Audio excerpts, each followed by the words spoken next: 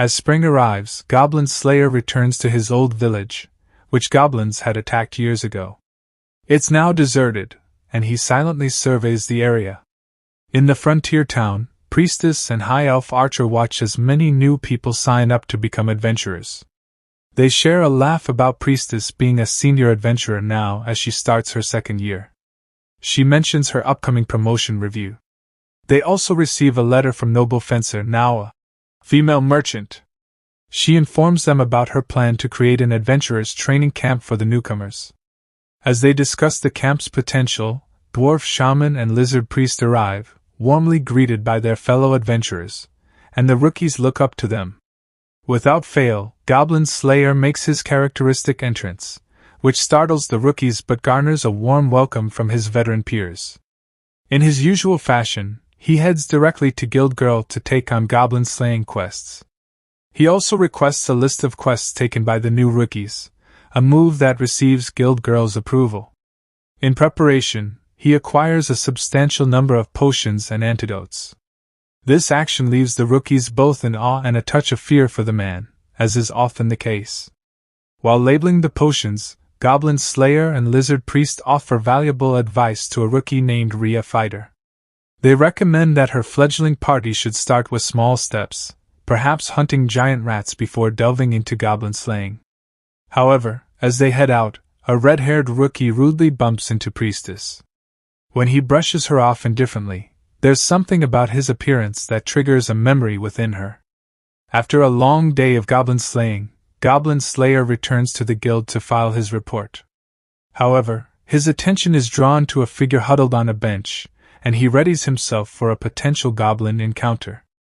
To his surprise, it's the impolite rookie from earlier. This young wizard expresses a desire to learn goblin slaying from Goblin Slayer. Yet Goblin Slayer declines the request, recognizing the rookie's inexperience and lack of attentiveness. Instead, he advises the newcomer to start small by slaying rats. Guild Girl, who takes Goblin Slayer's report, suggests that he should help the young wizard for the night since he can't afford a room. Reluctantly, Goblin Slayer agrees and takes him to the farm.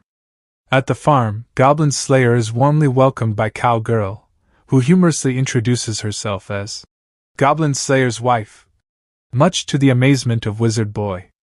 Although Cow Girl's uncle initially hesitates to let the rude rookie spend the night, he eventually relents.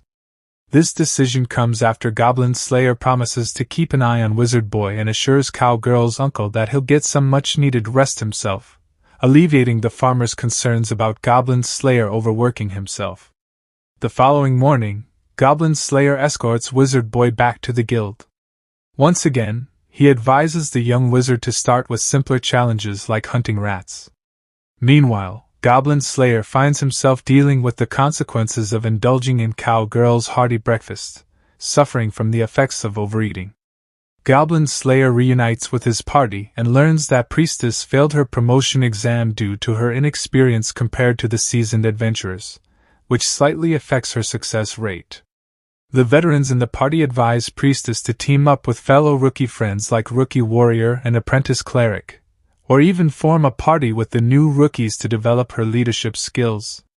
However, Wizard Boy overhears her failure and mocks her loudly, accusing her of hiding in a corner while the veterans do all the work. As she attempts to defend herself, Lizard Priest reveals Wizard Boy's insults, emphasizing that it's an insult to all priests, including himself and others in the guild. This revelation gains support from other priest classes in the guild, along with their friends.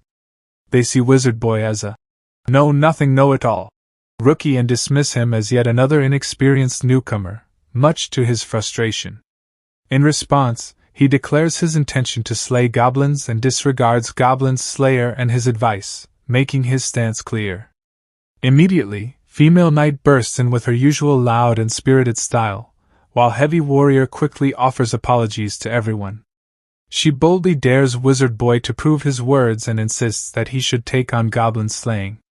However, to the surprise of everyone, it's Priestess who will guide him on this venture.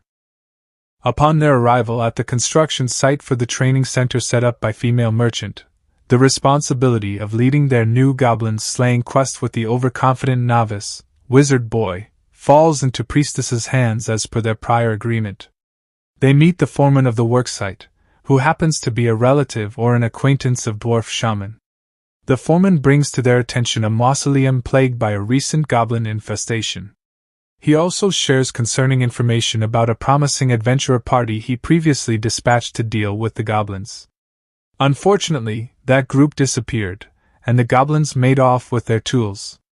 These ominous events lead the foreman to suspect the presence of something or someone more sinister guiding the goblins and assisting in the elimination of the adventurer party. As they gather information and strategize, Wizard Boy becomes increasingly frustrated and vocal about his desire to rescue any potential survivors from the ill-fated party, loudly expressing his discontent. High Elf Archer and Dwarf Shaman, however, scold him and suggest that while the leaders and fighters plan, the scouts and support team should prepare their supplies.